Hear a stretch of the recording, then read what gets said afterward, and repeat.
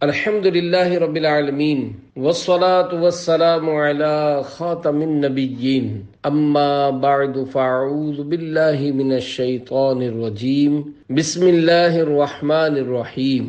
مریض طبیب بن گیا، یہ مضمون نیکی کی دعوت کے صفحہ 341 تا 357 سے لیا گیا ہے۔ دعائے عطار، یا رب المصطفیٰ، جو کوئی 21 صفحات کا رسالہ مریض طبیب بن گیا پڑھ یا سن لے، اسے گناہوں کی بیماری سے شفا دے، جہنم سے بچا اور جنت الفردوس میں بے حساب داخلہ نصیب فرما، آمین بجاہ خاتم النبیین صلی اللہ علیہ وآلہ وسلم۔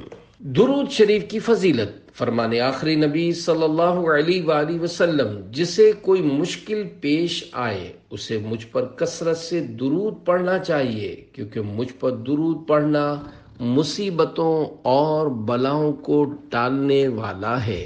صلو علی الحبیب صلی اللہ علی محمد۔ نیکی کی دعوت دینا خاموش رہنے سے بہتر ہے۔ زبان کی آفتیں بے شمار ہیں اور ان سے بچنے کا بہترین طریقہ یہی ہے کہ زبان پر قفل مدینہ لگا لیا جائے، یعنی آدمی خاموشی کی عادت بنا لے۔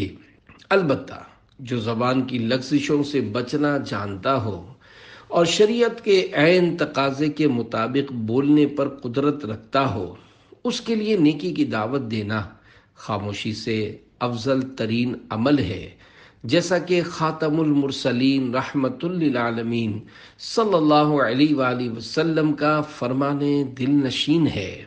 اگر تم امر بالمعروف والنہی عن المنکر، یعنی نیکی کا حکم دینا اور برائی سے منع کرنا کرو تو یہ خاموش رہنے سے زیادہ بہتر ہے۔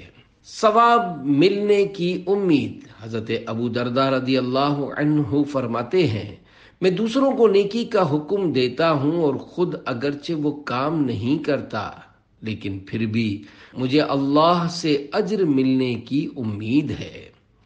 یعنی جب کسی کو نیک کام کرنے کا حکم دیا تو مجھے اجر مل گیا، اگرچہ میں وہ کام خود نہ بھی کرتا ہوں۔ قبر کی روشنی کا سامان۔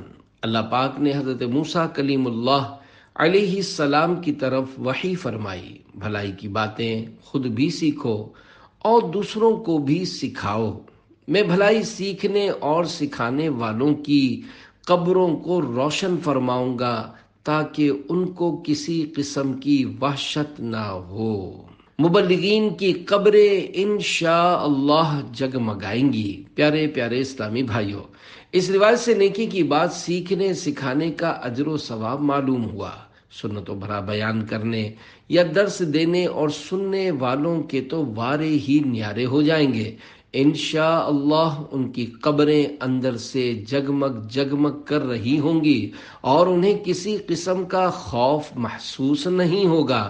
انفرادی کوشش کرتے ہوئے نیکی کی دعوت دینے والوں، سنتوں کی تربیت کے مدنی قافلے میں سفر اور روزانہ اپنے اعمال کا جائزہ لے کر نیک اعمال کا رسالہ پر کرنے کی ترغیب دینے والوں اور سنت و بھرے اجتماع کی دعوت پیش کرنے والوں، نیز مبلغین کی نیکی کی دعوت سننے والوں کی قبور بھی انشاءاللہ حضور مفیض النور صلی اللہ علیہ وآلہ وسلم کے نور کے صدقے نور علی نور ہوں گی۔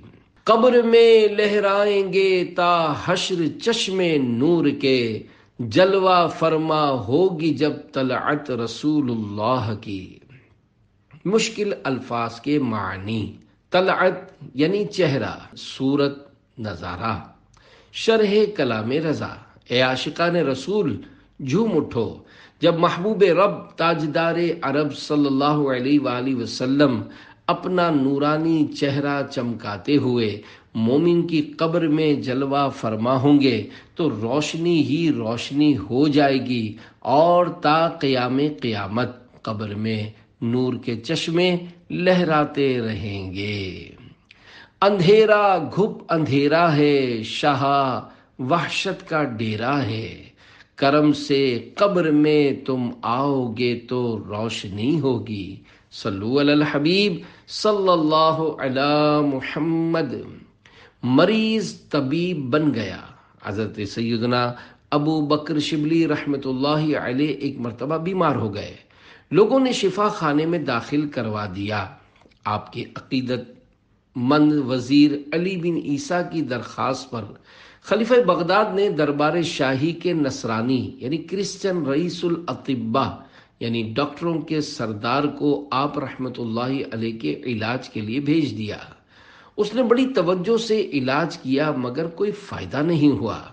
ایک دن رئیس الاطباء نے کہا، اے شبلی رحمت اللہ علیہ، اگر مجھے یہ معلوم ہو جائے کہ میرے بدن کے کسی ٹکڑے میں آپ کا علاج ہے تو مجھے آپ کے لیے اپنا عضو کاٹ دینے میں بھی کوئی تردد یعنی انکار نہیں ہوگا۔ حضرت سیدنا شبلی رحمت اللہ علیہ نے فرمایا، میرا علاج آپ کے ایک عضو کاٹنے کے مقابلے میں بہت ہی آسان چیز میں ہے۔ اس نے پوچھا، وہ کیا ہے؟ فرمایا کہ تم اپنا زنار کاٹ ڈالو اور اسلام قبول کر لو، انشاءاللہ مارے خوشی کے میرا مرض جاتا رہے گا۔ طبیب نے فوراً زنار کاٹا، کفر سے توبہ کی، کلمہ پڑھا اور مسلمان ہو گیا۔ اسی وقت حضرت سیدنا شبلی رحمت اللہ علیہ تندرست ہو کر بستر بیماری سے اٹھ کھڑے ہوئے۔ خلیفہ بغداد کو جب یہ خبر پہنچی تو اس نے تعجب سے کہا کہ میں نے تو طبیب کو مریض کے پاس بھیجا تھا، مجھے کیا خبر تھی کہ مریض کو طبیب کے پاس بھیج رہا ہوں۔ اللہ پاک کی ان پر رحمت ہو اور ان کے صدقے ہماری بے حساب مغفرت ہو، آمین بجاہ خاتم النبیین صلی اللہ علیہ وآلہ وسلم۔ زنار کسے کہتے ہیں؟ پیارے پیارے اسلامی بھائیوں، ایک دھاگا ہندو اپنے گلے اور بغل کے درمیان ڈالے رہتے ہیں، اسے زنار یا جنیو کہتے ہیں۔ اسی طرح وہ دھاگا یا زنجیر جو کہ کرسچن، مجوسی یعنی آتش پرست اور یہودی اپنی کمر میں باندھتے ہیں، زنار کہلاتا ہے۔ الحمدللہ اسے کیسے معلوم ہوا کہ ہمارے اولیاء کرام رحمت اللہ علیہم نیکی کی دعوت، خلق خدا کی ہدایت اور اسلام کی اشاعت کے نہایت ہی شیدائی تھے۔ کسی غیر مسلم کے اسلام قبول کرنے سے انہیں اتنی عظیم مسرت حاصل ہوتی تھی کہ خوشی کے مارے بسا اوقات ان کی خطرناک بیماریاں دور ہو جاتی تھیں۔ مجھے تم ایسی دو ہمت آقا، دوں سب کو نیکی کی دعوت آقا، بنا دو مجھ کو بھی نیک خصلت، نبی رحمت شفیع امت۔ صلو علی الحبیب صلی اللہ علی محمد۔ خلیفہ سلیمان رو پڑا۔ خلیفہ دمشق سلیمان بن عبد الملک اموی بڑے کر و فر یعنی شان و شوکت کا بادشاہ تھا۔ اس نے ایک مرتبہ مشہور محدث سیدنا امام طاؤس رحمت اللہ علیہ کو دربار میں بلایا۔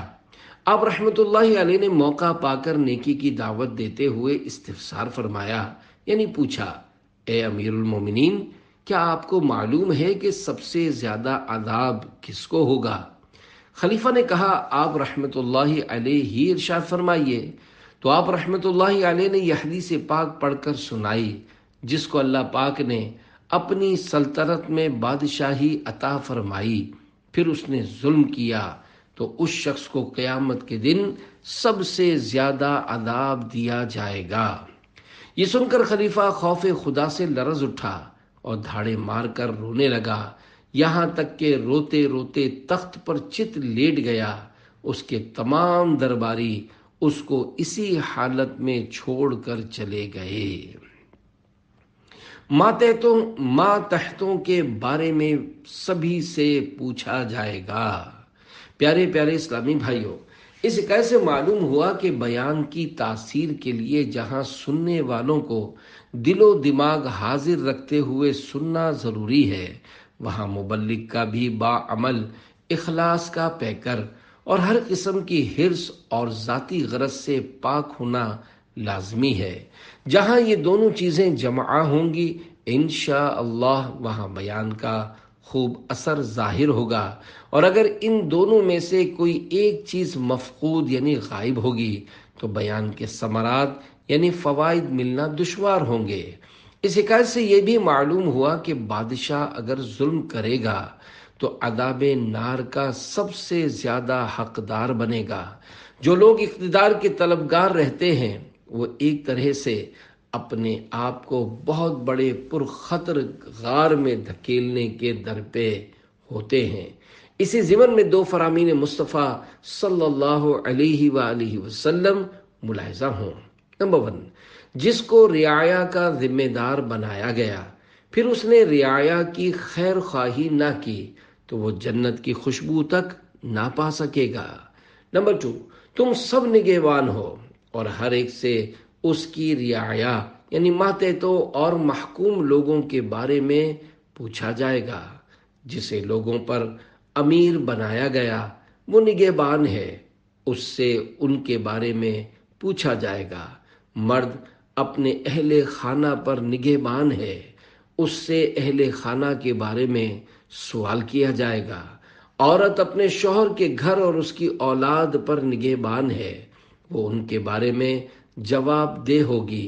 غلام اپنے آقا کے مال پر نگہبان ہے، اس سے اس بارے میں پوچھ گچھ ہوگی۔ سن لو، تم میں سے ہر ایک نگہبان ہے اور ہر ایک سے اس کی رعایا ماتحتوں اور محکوم لوگوں کے بارے میں پرسش یعنی پوچھ گچھ ہوگی۔ اقتدار ملنے پر رونا۔ اب ایک حکایت ملاحظہ ہو جو کہ ارباب اقتدار کے لیے نہایت عبرت خیز ہے۔ چنانچہ تاریخ الخلفاء میں ہے، عطا بن ابی رباح رحمۃ اللہ علیہ فرماتے ہیں، حضرت عمر بن عبدالعزیز رحمۃ اللہ علیہ کی زوجہ محترمہ فاطمہ بنت عبد الملک رحمۃ اللہ علیہ نے مجھ سے فرمایا کہ جب حضرت عمر بن عبدالعزیز رحمۃ اللہ علیہ کو خلافت تفویض کی گئی یعنی ملی تو آپ رحمۃ اللہ علیہ گھر میں آئے اور مصلے پر بیٹھ کر گریہ و زاری کرنے لگے اور اتنا روئے کہ داڑھی مبارک آنسوؤں سے تر ہو گئی۔ میں نے عرض کی، یا امیر المومنین، آپ کیوں رو رہے ہیں؟ فرمایا، اے فاطمہ، مسلمانوں کی نگہداشت یعنی نگرانی اور ان کی فلاح و بہبود یعنی بھلائی اور خیر خواہی کا سارا بوجھ میری گردن پر ڈال دیا گیا ہے۔ میں ننگے، بھوکوں، فقیروں، مریضوں، مظلوم قیدیوں، مسافروں، ضعیفوں، بچوں اور عیال داروں یعنی بال بچے داروں غرض کے اپنی رعایا کی تمام مصیبت زدوں کی خبر گیری کے بارے میں غور کرتا ہوں اور سوچتا ہوں کہ کہیں ان میں سے کسی ایک کے بارے میں بھی اللہ پاک نے مجھ سے باز پرس یعنی پوچھ گچھ فرما لی اور مجھ سے جواب نہ بن پڑا تو میرا کیا بنے گا؟ میں اسی فکر میں رو رہا ہوں۔ انگور کھانے سے بھی خوف۔ پیارے پیارے اسلامی بھائیوں، افسوس آج کل عموماً اقتدار کے ذریعے مال و منال یعنی جائیداد و مال حاصل کیا جاتا ہے، مگر رب کریم کے نیک بندوں کا حال اس سے مختلف ہوتا ہے۔ خوف خدا سے مالا مال ہونے کے سبب وہ ایسے موقع پر رو رو کر نڈھال ہو جاتے ہیں۔ وہ حضرات پھونک پھونک کر قدم رکھتے اور بات بات پر ڈرتے ہیں۔ چنانچہ حضرت سیدنا عون بن معمر رحمۃ اللہ علیہ کا بیان ہے کہ ایک روز حضرت سیدنا عمر بن عبدالعزیز رحمۃ اللہ علیہ اپنی زوجہ محترمہ سے فرمانے لگے، فاطمہ، تمہارے پاس 1 درہم ہو تو دے دو، آج انگور کھانے کو جی چاہتا ہے۔ انہوں نے عرض کی، میرے پاس درہم کہاں، کیا آپ امیر المومنین ہو کر 1 درہم کی بھی حیثیت نہیں رکھتے؟ بے قرار ہو کر فرمایا، انگور نہ کھانا اس سے کہیں زیادہ آسان ہے کہ کل میں جہنم کی زنجیریں پہنوں۔ اللہ پاک کی ان پر رحمت ہو اور ان کے صدقے ہماری بے حساب مغفرت ہو، آمین بجاہ خاتم النبیین صلی اللہ علیہ وآلہ وسلم۔ انگور کے حساب آخرت کا ڈر۔ پیارے پیارے اسلامی بھائیوں، حضرت سیدنا عمر بن عبدالعزیز رحمۃ اللہ علیہ کا خوف خدا مرحبا، انگور بے شک حلال و طیب ہیں، لیکن اللہ پاک کی نعمت ہیں اور بروز قیامت ہر نعمت کا حساب دینا ہوگا۔ آپ رحمت اللہ علیہ خوف آخرت کے سبب انگور کھانے سے باز رہے۔ آج ہم ایک سے ایک لذیذ نعمتیں کھاتے اور برتتے یعنی استعمال کرتے ہیں اور مزید بہتر سے بہترین کی جستجو یعنی تلاش میں رہتے ہیں۔ عمدہ سے عمدہ ترین کوٹھی بھی ناکافی محسوس ہوتی ہے، بڑے سے بڑا بنگلہ ولا حاصل کرنے کے در پہ رہتے ہیں، جبکہ پارہ 30 سورۃ التکاثر کی آخری آیت خوف خدا رکھنے والوں کو بے قرار کیے دیتی ہے۔ چنانچہ دعوت اسلامی کے مکتبۃ المدینہ کی ترجمے والے پاکیزہ قرآن کنز الایمان ما خزائن العرفان صفحہ 1118 پر ارشاد ہوتا ہے، ثم لتسألن یومئذ عن النعیم۔ ترجمہ کنز الایمان، پھر بے شک ضرور اس دن تم سے نعمتوں سے پرسش ہوگی۔ آیت مبارکہ کی تفسیر میں 3 احادیث۔ نمبر 1، اکرمہ نے کہا جب یہ آیت مبارکہ نازل ہوئی تو صحابہ کرام علیہم رضوان نے عرض کی، یا رسول اللہ صلی اللہ علیہ وآلہ وسلم، ہم کون سی نعمتوں میں ہیں؟ ہمیں تو جو کی روٹی اور وہ بھی صرف آدھا پیٹ نصیب ہوتی ہے۔ وحی آئی، کیا تم جوتے نہیں پہنتے، ٹھنڈا پانی نہیں پیتے؟ یہ بھی نعمتیں ہیں۔ حضرت مولا کائنات علی المرتضیٰ شیر خدا رضی اللہ عنہ نے مذکورہ آیت کی تفسیر میں فرمایا، جس نے گندم یعنی کنک گیہوں کی روٹی کھائی اور فرات کا ٹھنڈا پانی پیا، نیز رہنے کے لیے مکان بھی ہو، یہ وہ نعمتیں ہیں جن کے متعلق سوال ہوگا۔ جلیل القدر تابعی حضرت امام مجاہد رحمت اللہ علیہ نے اس آیت مبارکہ کے بارے میں فرمایا کہ اس سے دنیا کی ہر لذت والی شے مراد ہے۔ سورۃ التکاثر کی مذکورہ آخری آیت مبارکہ کے تحت صدر الافاضل حضرت علامہ مولانا سید محمد نعیم الدین مراد آبادی رحمت اللہ علیہ فرماتے ہیں، جو اللہ پاک نے تمہیں عطا فرمائی تھیں، صحت و فراغت یعنی خوشحالی و امن و عیش و مال وغیرہ، جن سے دنیا میں لذتیں اٹھاتے تھے، پوچھا جائے گا یہ چیزیں کس کام میں خرچ کیں، ان کا کیا شکر ادا کیا، اور ترک شکر پر عذاب کیا جائے گا۔ 2 اقسام نعمت اور سوالات آخرت۔ مشہور مفسر حکیم الامت حضرت مفتی احمد یار خان رحمت اللہ علیہ کی سورہ تکاثر کی مذکورہ آخری آیت کے تحت بیان کردہ تفسیر میں یہ بھی ہے، کسبی نعمت یعنی اپنی کوشش سے حاصل کردہ نعمت، مثلا مٹھائیاں، لذیذ غذائیں، ٹھنڈے مشروبات، عمدہ ملبوسات، دولت، سلطنت وغیرہ کے بارے میں 3 سوالات ہوں گے۔ نمبر 1، کہاں سے حاصل کی؟ نمبر 2، کہاں خرچ کی؟ نمبر 3، اس کا کیا شکریہ ادا کیا؟ وہبی نعمت یعنی اللہ پاک کی عنایت کی ہوئی وہ نعمت جس میں بندے کی اپنی کوشش کا دخل نہ ہو، جیسا کہ چاند، سورج، ہاتھ، پاؤں، آنکھ، کان وغیرہ کے بارے میں 2 سوالات ہوں گے۔ نمبر 1، کہاں خرچ کی؟ نمبر 2، اس کا کیا شکریہ ادا کیا؟ عمدہ غذائیں۔ پیارے پیارے اسلامی بھائیوں، واقعی بڑے خوف کی بات ہے، آج ہم عمدہ سے عمدہ ترین غذاؤں اور نعمتوں کے حریص بنے ہوئے ہیں، مگر قبر میں کیڑوں کی غذا بننے اور حساب آخرت میں پھنسنے کے اندیشے کو بھولے ہوئے ہیں۔ ہمیں اچھے میں اچھا اور لذیذ ترین کھانا چاہیے، اور وہ بھی گرم ہو۔ ایک تو عمدہ غذا بذات خود نعمت، اور اس کا گرم ہونا نعمت در نعمت۔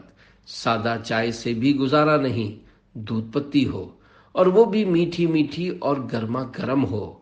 یوں ہماری ایک چائے بھی کئی نعمتوں کا مجموعہ بن جاتی ہے۔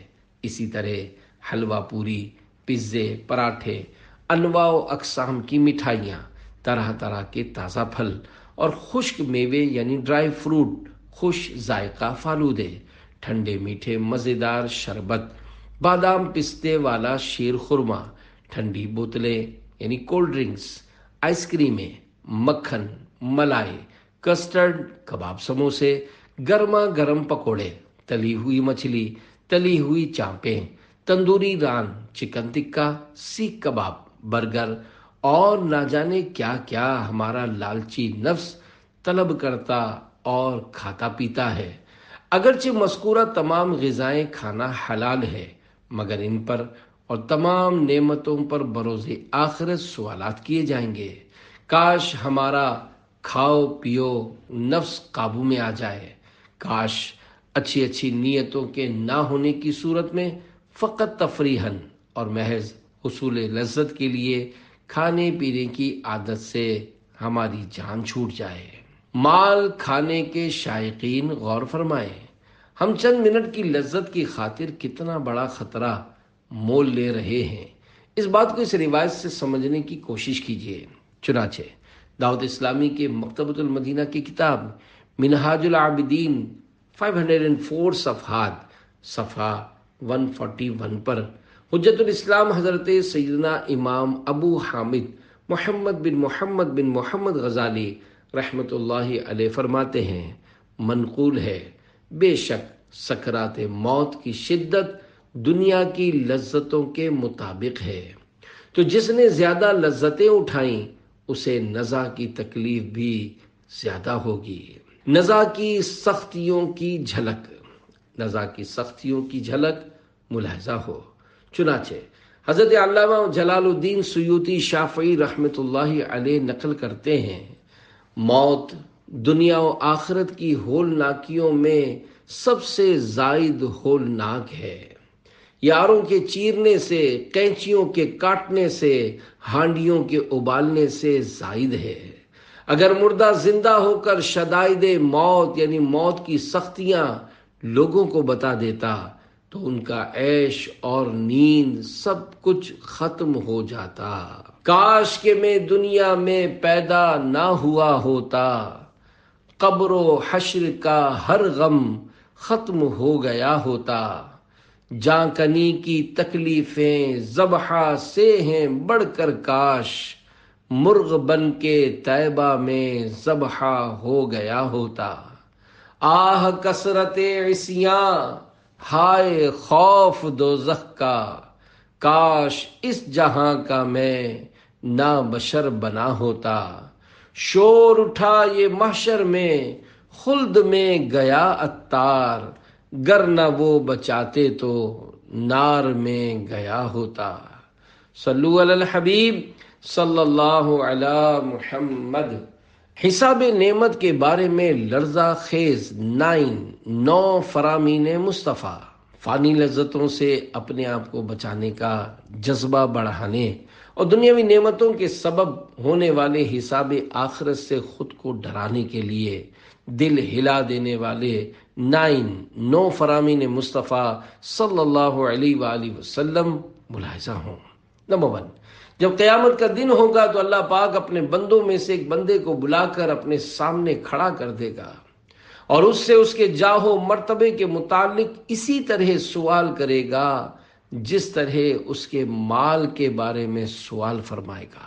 نمبر 2، بندہ کوئی بھی قدم اٹھاتا ہے تو قیامت میں اس سے سوال ہوگا کہ وہ قدم کس لیے اٹھایا تھا۔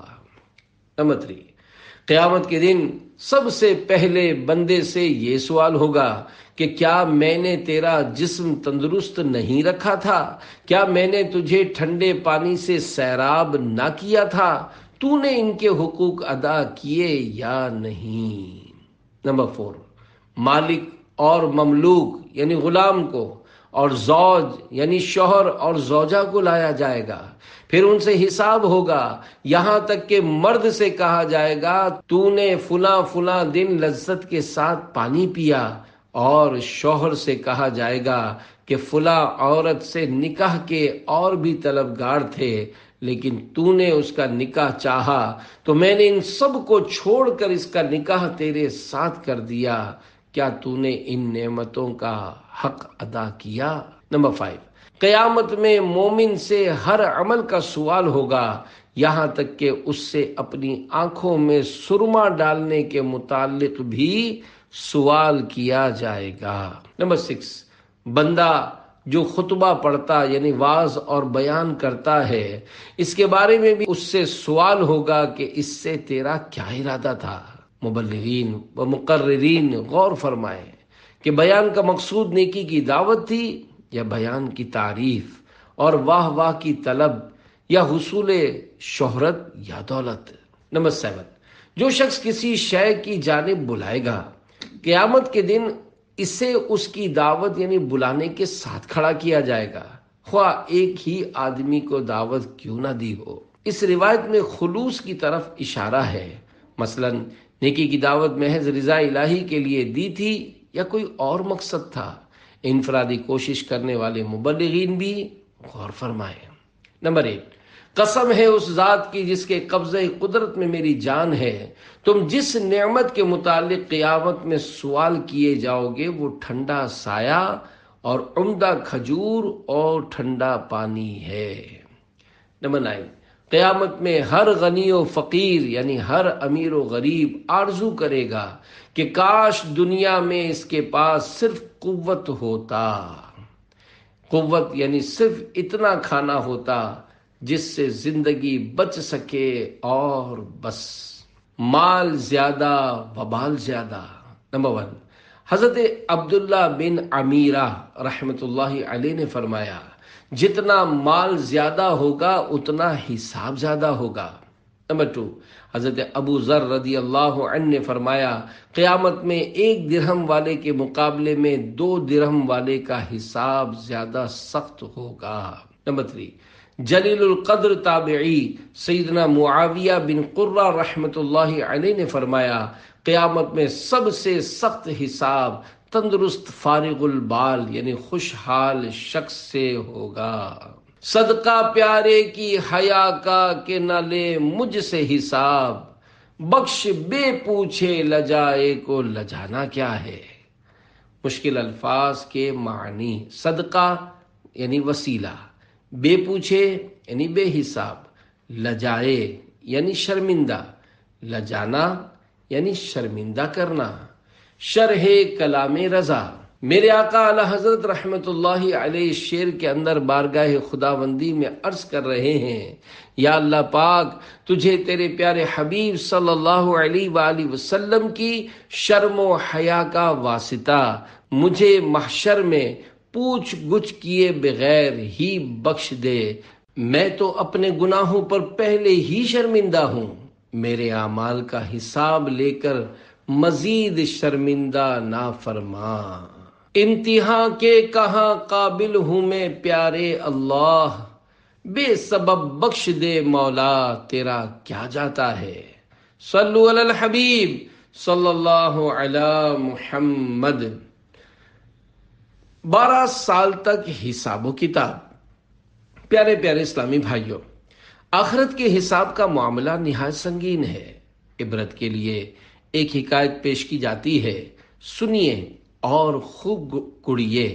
چنانچہ حضرت عبداللہ بن عمرو بن عاص رضی اللہ عنہما فرماتے ہیں، ناظم نظام امت، صاحب خوف و خشیت، سرداران ساکنان جنت، امیر المومنین حضرت سیدنا عمر فاروق اعظم رضی اللہ عنہ کے وصال پرملال کے بعد مجھے آپ رضی اللہ عنہ کے اخروی معاملات جاننے کی شدید خواہش تھی۔ ایک دن میں نے خواب میں ایک محل دیکھا تو پوچھا، یہ کس کا ہے؟ فرشتے نے بتایا، حضرت عمر بن خطاب رضی اللہ عنہ کا۔ اتنے میں وزیر حضور انور ساکنان جنت کے سرور حضرت سیدنا عمر رضی اللہ عنہ اس محل سے باہر اس حال میں تشریف لائے کہ آپ رضی اللہ عنہ پر ایک چادر تھی، گویا ابھی ابھی غسل فرمایا ہے۔ میں نے عرض کی، ما فعل اللہ بکا، اللہ پاک نے آپ کے ساتھ کیا معاملہ فرمایا؟ جواب دیا، اچھا معاملہ فرمایا، پھر مجھ سے پوچھنے لگے مجھے تم سے جدا ہوئے کتنا عرصہ گزرا ہے؟ میں نے عرض کی 12 سال۔ فرمانے لگے اب جا کر حساب و کتاب سے فارغ ہوا ہوں۔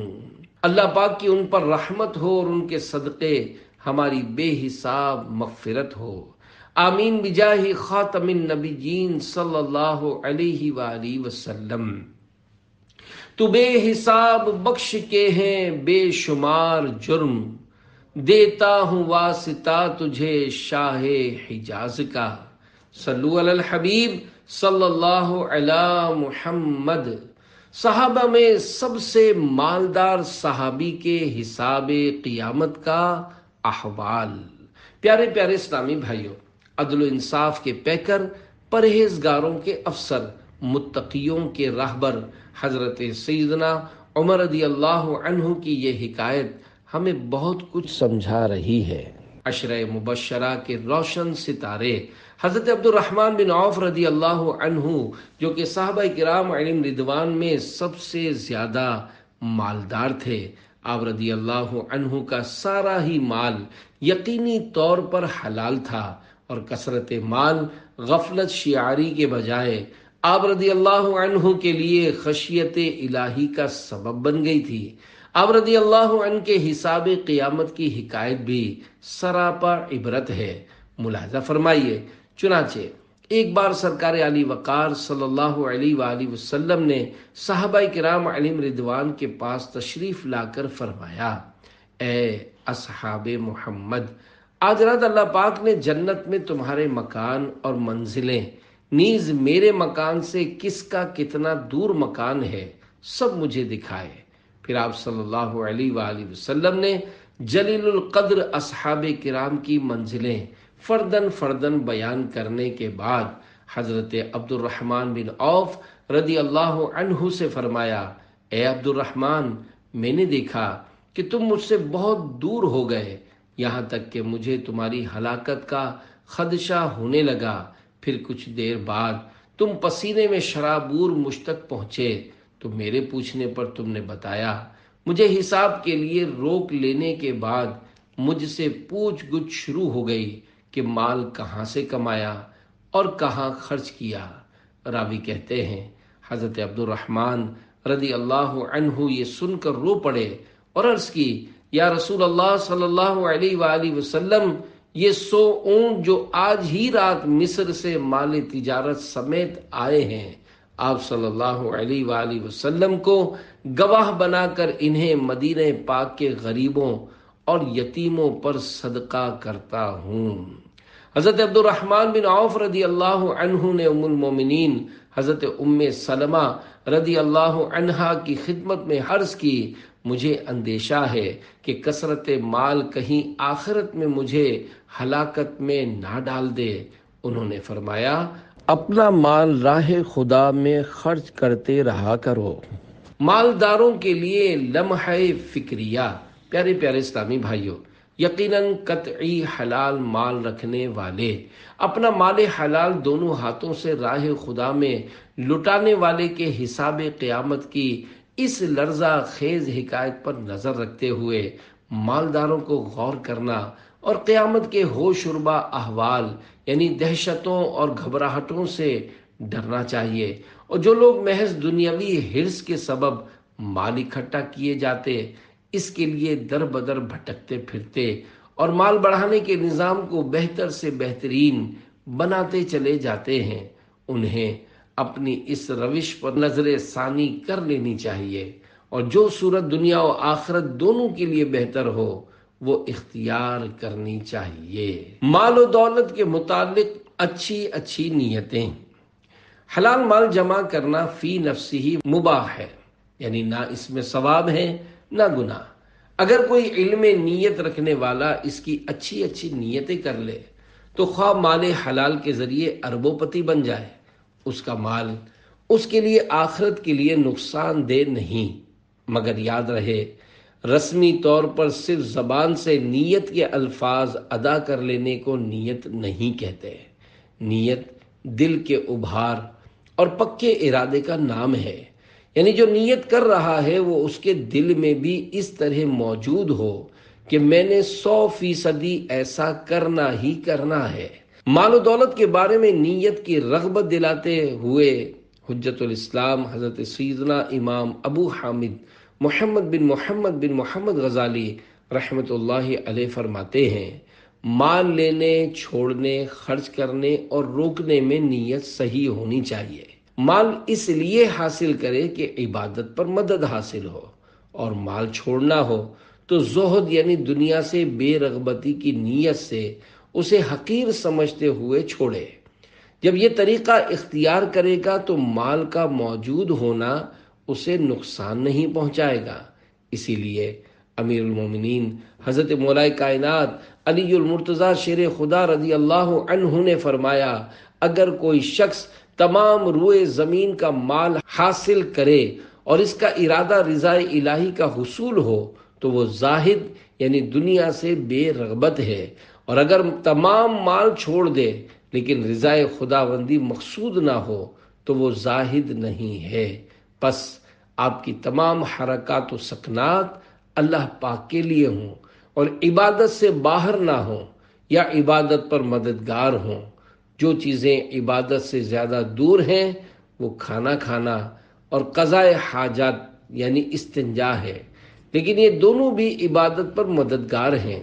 جب ان سے آپ کا مقصود یہ ہوگا یعنی عبادت پر قوت اور دل جمعی حاصل کرنے کی نیت ہوگی تو یہ کام بھی آپ کے حق میں عبادت ہوں گے۔ اسی طرح جو چیزیں آپ کی حفاظت کرتی ہیں، مثلا قمیص، ازار یعنی پاجامہ، بچھونا اور برتن وغیرہ، تو ان سب میں بھی اچھی نیت ہونی چاہیے، کیونکہ دین کے سلسلے میں ان تمام چیزوں کی ضرورت ہوتی ہے، اور جو کچھ ضرورت سے زائد ہو اس سے بندگان خدا کو نفع پہنچانے کی نیت ہونی چاہیے۔ اور جب کسی شخص کو اس کی ضرورت ہو تو انکار نہ کرے۔ جو شخص اس طرح کا عمل کرے گا اس نے مال کے سانپ یعنی مال کو سانپ سے تشبیہ دی گئی ہے، سے اس کا مفید حصہ یعنی جوہر اور تریاق یعنی زہر مہرہ یعنی زہر کی دوا جو زہر کا اتار کرتی ہے بھی لے لیا، اور خود سانپ کے زہر سے محفوظ بھی رہا۔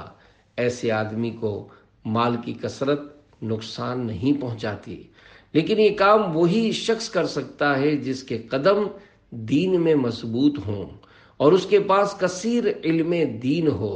امام غزالی رحمت اللہ علیہ آگے چل کر مال و دولت سے بچ کر رہنے کی تلقین کرتے ہوئے فرماتے ہیں، جس طرح نابینا کا بینا یعنی آنکھ والے کی طرح پہاڑوں کی چوٹیوں اور دریاؤں کے کناروں تک پہنچنا اور کانٹے دار راستوں سے گزرنا ممکن نہیں، اسی طرح عام آدمی کا مال و دولت کی آفتوں سے بچنا بھی ناممکن ہے۔ مال و دولت پرہیزگار اور بکثرت علم دین رکھنے والا ہی چاہے تو لے سکتا ہے کہ شریعت کے مطابق اسے حاصل اور شریعت کے مطابق اسے استعمال کر سکتا ہے اور مال کی آفتوں سے خود کو بچا سکتا ہے۔ زخمی دل والے بزرگ حجت الاسلام حضرت سیدنا امام ابو حامد محمد بن محمد غزالی رحمت اللہ علیہ نقل کرتے ہیں، ایک بزرگ رحمت اللہ علیہ رو رہے تھے، لوگ ان کے گرد اکٹھے ہو گئے اور ترس کھاتے ہوئے کہنے لگے، اللہ پاک آپ پر رحم فرمائے، کیا مسئلہ ہو گیا، کیوں رو رہے ہیں؟ فرمایا، میرے دل میں ایک زخم ہے جسے خائفین یعنی اللہ پاک سے ڈرنے والے لوگ اپنے دلوں میں پاتے ہیں۔ لوگوں نے عرض کی، وہ زخم کس طرح کا ہوتا ہے؟ فرمایا، اس پیشی کے خوف کا زخم جب بروز قیامت بارگاہ الہی میں حساب کتاب کے لیے پیش ہونے کا اعلان ہوگا۔ اللہ پاک کی ان پر رحمت ہو اور ان کے صدقے ہماری بے حساب مغفرت ہو، آمین بجاہ خاتم النبیین صلی اللہ علیہ وآلہ وسلم۔ عیب دنیا میں تو نے چھپائے، حشر میں بھی نہ اب آنچ آئے، آہ نامہ میرا کھل رہا ہے، یا خدا تجھ سے میری دعا ہے۔ صلو علی الحبیب صلی اللہ علی محمد۔ نفرت محبت میں بدل گئی۔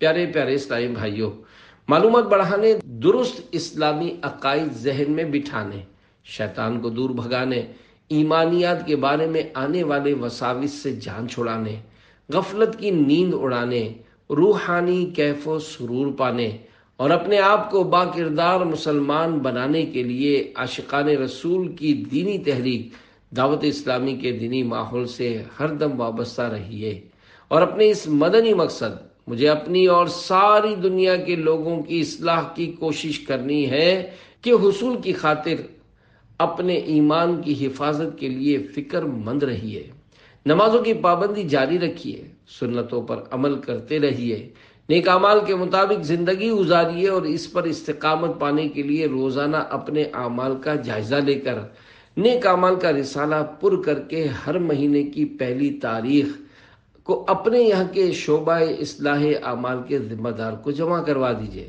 اور پابندی سے ہر ماہ کم از کم 3 دن کے سنتوں کی تربیت کے مدنی قافلے میں عاشقان رسول کے ہمراہ سنتوں بھرا سفر کیجیے۔ آئیے آپ کی ترغیب و تحریض کے لیے آپ کو ایک مدنی بہار سناؤں۔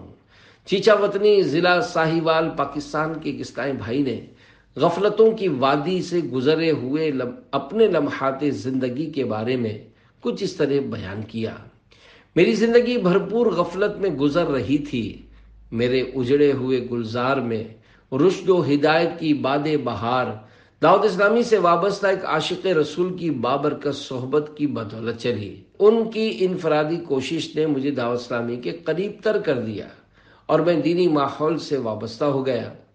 جب میں پہلی بار ہفتہ وار سنت پر اجتماع میں شریک ہوا تو میں نے اول تا آخر بیان سننے کی سعادت حاصل کی۔ یہ سب کچھ مجھے بہت اچھا لگا، لیکن جب اجتماع میں شریک اسلامی بھائی بیک آواز دیوانہ وار ذکر اللہ میں مصروف ہوئے تو مجھے بے اختیار ہنسی آ گئی کہ یہ لوگ کیا پاگلوں کی طرح شروع ہو گئے، العیاذ باللہ۔ میں اسی طرح کے احمقانہ وسوسوں میں مگن تھا کہ یکایک روحانیت کا ایک ایسا جھونکا آیا کہ میں خود بخود ذکر اللہ میں لگ گیا اور ایسا مست ہوا کہ اپنے گرد و پیش کی خبر ہی نہ رہی۔ دل پر عجیب کیف و سرور طاری ہو گیا۔ الحمدللہ اس ذکر و دعا کی برکت سے میری طبیعت میں کچھ سنجیدگی پیدا ہو گئی اور سابقہ گناہوں سے توبہ کر کے میں صلاۃ و سنت کی راہ پر گامزن ہو گیا۔ میں نے چہرے پر داڑھی مبارک اور سر پر امامہ شریف کا تاج سجا لیا۔ الحمدللہ رمضان المبارک میں اجتماعی اعتکاف کی برکتیں حاصل کرنے کی سعادت بھی میسر آئی۔ اب میرے والد محترم نے بھی داڑھی شریف سجا لی ہے اور تمام گھر والے سلسلہ عالیہ قادریہ رضویہ میں داخل ہو چکے ہیں۔ الحمدللہ تادم تحریر میں نیک اعمال کے خادم یعنی ذمہ دار کی حیثیت سے دینی کام کرنے کی سعادت حاصل کر رہا ہوں۔ اسی ماحول نے ادنا کو اعلیٰ کر دیا، دیکھو اندھیرا ہی اندھیرا تھا اجالا کر دیا، دیکھو۔ صلو علی الحبیب صلی اللہ علی محمد۔ فرمانے حضرت امام جعفر صادق رحمت اللہ علیہ۔ اللہ پاک تمہیں کوئی نعمت عطا فرمائے اور تمہیں اس کا باقی رہنا پسند آئے تو کثرت سے اللہ پاک کی حمد اور شکر ادا کرو۔ اگر تمہارے رزق میں کمی آ جائے تو کثرت سے استغفار کرو، اور اگر حکمران یا کسی کی طرف سے تم پر مصیبت آ پڑے تو لا حول شریف یعنی لا حول ولا قوت الا باللہ کثرت سے پڑھو، کیونکہ لا حول شریف کشادگی یعنی فراخی کی کنجی اور جنت کا خزانہ ہے۔ فرمانے آخری نبی صلی اللہ علیہ وآلہ وسلم، زیادہ مال جمع کرنے والے قیامت کے دن کم نیکیوں والے ہوں گے مگر جسے اللہ پاک نے مال عطا فرمایا اور وہ اسے اپنے دائیں بائیں آگے اور پیچھے نیکی کے کاموں میں خرچ کرے اور اس کے ذریعے اچھے یعنی نیکی کے کام کرے۔